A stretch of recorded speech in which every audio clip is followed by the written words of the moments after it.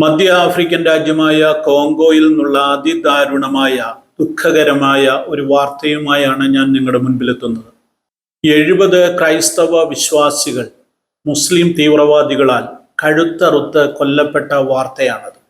Democratic republic of കോങ്കോയുടെ വടക്ക് കിഴക്കൻ മേഖലയിലെ ഒരു പ്രൊട്ടസ്റ്റന്റ് ദേവാലയത്തിനകത്താണ് 70ഓളം ക്രൈസ്തവ വിശ്വാസികളെ മുസ്ലിം തീവ്രവാദികൾ കഴുത്തറുത്ത് കൊലപ്പെടുത്തിയ നിലയിൽ കണ്ടെത്തിയത്.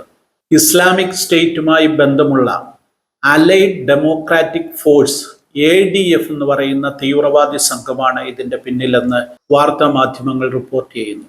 ഫെബ്രുവരി മാസം 13 വ്യാഴാഴ്ച പുലർച്ചെ 4 മണിക്ക് വടക്ക് കിഴക്കൻ കോങ്കോയിലെ ലുബേറോ പ്രദേശത്തെ മെയ്ബയിലെ സാധാരണക്കാരായ ആളുകൾ താമസിക്കുന്ന കുടിലുകളിലേക്ക് സൈനിക വേഷം ധരിച്ച തീവ്രവാദികൾ എത്തുകയും പെട്ടെന്ന് പുറത്തു കടക്കൂ, ശബ്ദമുണ്ടാക്കരുത് എന്ന് അവരോട് പറയുകയുമായിരുന്നു. എന്താണ് സംഭവിക്കുന്നതെന്നറിയാതെ പുറത്തിറങ്ങിയ 20ഓളം ക്രൈസ്തവ വിശ്വാസികളെ ഈ തീവ്രവാദികൾ തട്ടിക്കൊണ്ടുപോയി. ഈ സംഭവം അറിഞ്ഞ് ഞെട്ടിപ്പോയ മെയ്ബയിലെ ജനങ്ങൾ ഒന്നിച്ചുകൂടുകയും എങ്ങനെ തീവ്രവാദികളുടെ കയ്യിൽ നിന്ന് തട്ടിക്കൊണ്ടുപോകപ്പെട്ടവരെ രക്ഷപ്പെടുത്താമെന്ന് ആലോചിക്കുകയും ചെയ്തുകൊണ്ടിരിക്കുന്ന ആ സംഘത്തിന്റെ അടുത്തേക്ക് വീണ്ടും തീവ്രവാദികൾ കൂട്ടമായി എത്തുകയും അവിടെ നിന്ന് 50 വിശ്വാസികളെ കൂടെ അവർ തട്ടിക്കൊണ്ടുപോവുകയും ചെയ്തു. തട്ടിക്കൊണ്ടുപോയ 70 പേരെയും പിന്നെ കണ്ടെത്തുന്നത് കഴുത്തറുത്ത് കൊല്ലപ്പെട്ട നിലയിലായിരുന്നു. തൊട്ടടുത്തുള്ള കസാങ്ക എന്ന് പറയുന്ന പ്രദേശത്തെ ഒരു പ്രൊട്ടസ്റ്റന്റ് ദേവാലയത്തിനകത്താണ് മൃതശരീരങ്ങൾ കൂട്ടിയിടപ്പെട്ട നിലയിൽ കണ്ടെത്തിയത്.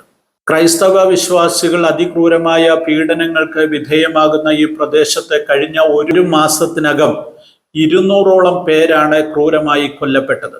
ഞങ്ങൾക്ക് എന്ത് ചെയ്യണമെന്നോ എങ്ങനെ പ്രാർത്ഥിക്കണമെന്നോ അറിയില്ല, ആ പ്രദേശത്തെ ഒരു സഭാ ശുശ്രൂഷകൻ പറഞ്ഞു. 13 പുലർച്ചെ തട്ടിക്കൊണ്ടുപോയവരുടെ മൃതശരീരങ്ങൾ കണ്ടെത്തിയിട്ട് 18 പോലും ആ മൃതശരീരങ്ങൾ പൂർണ്ണമായി സംസ്കരിക്കുവാൻ പോലും കഴിയാത്ത ഭീതിതമായ ഒരു അന്തരീക്ഷത്തിലാണ് അവിടുത്തെ ജനങ്ങളുള്ളത്.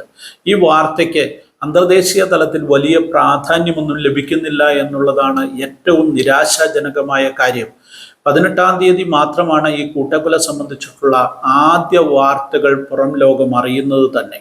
ഒരു കാലത്ത് ബെൽജിയൻ കോളനി ആയിരുന്ന കോങ്കോ 1960 ഒരു സ്വതന്ത്ര രാഷ്ട്രമായി മാറുന്നത്. ഭൂവിസ്തൃതി നോക്കിയാൽ ആഫ്രിക്കൻ ഭൂഖണ്ഡത്തിലെ 2ാമത്തെ വലിയ രാജ്യവും ലോകത്തെ 11ാമത്തെ വലിയ രാജ്യവുമാണ് റിപ്പബ്ലിക് ഓഫ് കോങ്കോ.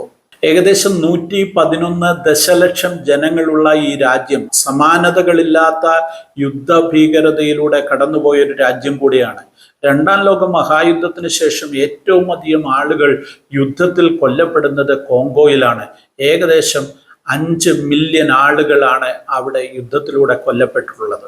1998 മുതൽ 2003 വരെ നടന്ന 2ാം കോങ്കോ യുദ്ധത്തിൽ മാത്രം കൊല്ലപ്പെട്ടത് 5 മില്യണിലധികം ആളുകളാണ്. എന്നാൽ ഏറ്റവും ശ്രദ്ധേയമായ ഒരു വസ്തുത, ഈ രാജ്യത്ത് 95% ജനങ്ങൾ ക്രൈസ്തവരാണെന്നുള്ളതാണ്. അതിൽ 27% കത്തോലിക്കരും 29% പ്രൊട്ടസ്റ്റന്റ് സഭാവിഭാഗങ്ങളിൽപ്പെട്ടവരുമാണ്.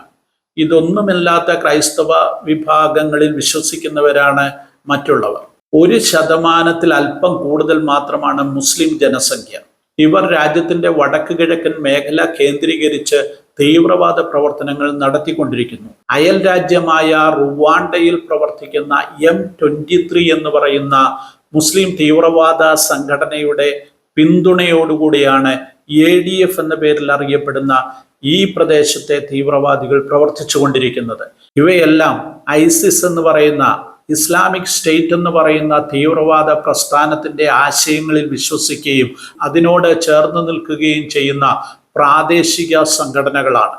സാധാരണക്കാരായ ക്രൈസ്തവ വിശ്വാസികൾക്കെതിരെ അതിക്രൂരമായ പീഡനങ്ങൾ അഴിച്ചുവിടുകയും കൂട്ടക്കൊലപാതകങ്ങൾ നടത്തുകയും ചെയ്യുന്നതിന്റെ പിന്നിലുള്ള ചേതോവികാരം എന്താണെന്ന് ഈ സംഘടനകളൊന്നും വ്യക്തമാക്കുന്നില്ല എന്നുള്ളതാണ് യാഥാർത്ഥ്യം. വെറുതെ കുറെ ആളുകളെ ഒരു സുപ്രഭാതത്തിൽ പിടിച്ചുകൊണ്ടുപോയി കൊന്നുകളയുന്നു. യാതൊരു ലക്ഷ്യവുമില്ല, പ്രത്യേകിച്ച് താല്പര്യങ്ങളൊന്നുമില്ല.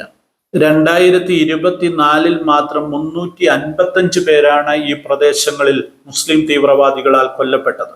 10,000-ലധികം ആളുകൾ തങ്ങളുടെ വീടുകളിൽ നിന്ന് ആട്ടിയോടിക്കപ്പെട്ടു. നിരവധി ക്രൈസ്തവ ദേവാലയങ്ങളും സ്കൂളുകളും പ്രദേശത്തെ പല ആശുപത്രികളും തീവെച്ച് നശിപ്പിക്കപ്പെട്ടു.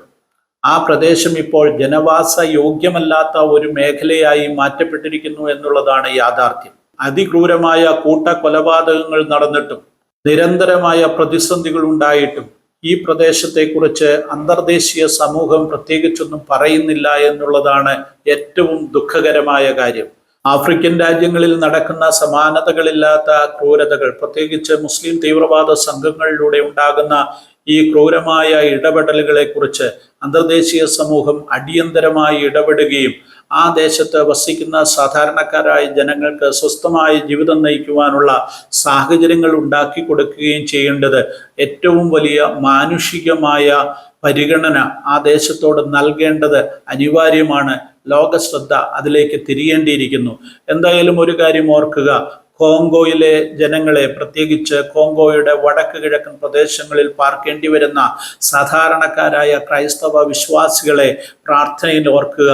അവരുടെ ദുരിതങ്ങൾക്ക് ദൈവം ഒരു പരിഹാരം വരുത്തട്ടെ എന്ന് പ്രാർത്ഥിക്കുകയല്ലാതെ നമുക്കൊന്നും ചെയ്യുവാനില്ലല്ലോ.